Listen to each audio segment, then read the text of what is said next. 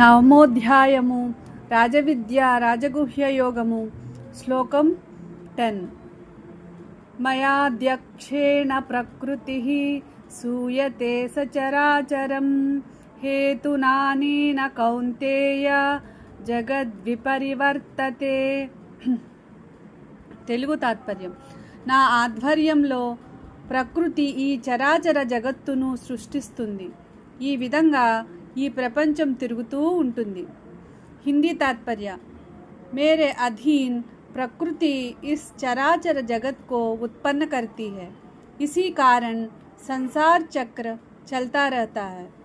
English meaning: under my supervision material nature produces all moving and non-moving beings, thus the world revolves.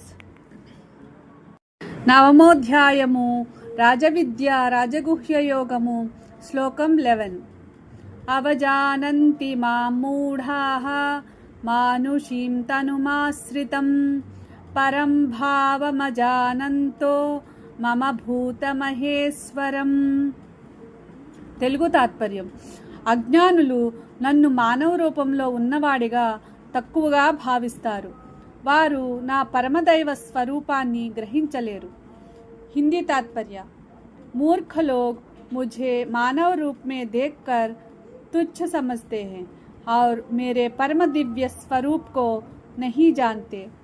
English meaning: foolish people disregard me when I appear in human form. They don't know my higher divine nature as the Supreme Lord. నవమోధ్యాయము రాజవిద్య రాజగుహ్య యోగము శ్లోకం 12. మోఘాస మోఘకర్మాణో మోఘజ్ఞాన విచేతసః రాక్షసీమాసురీం చైవ ప్రకృతిం మోహినీం శ్రితాః. తెలుగు తాత్పర్యం: వారి ఆశలు కర్మలు జ్ఞానం అన్నీ వ్యర్థమవుతాయి. వారు రాక్షస మరియు ఆసుర స్వభావాన్ని అనుసరిస్తారు. हिंदी तात्पर्य: उनकी आशाएं कर्म और ज्ञान सब व्यर्थ होते हैं. वे राक्षसी और आसुरी प्रकृति को अपनाते हैं. English meaning: their hopes, actions and knowledge are all in vain. They followed demonic and deluding nature.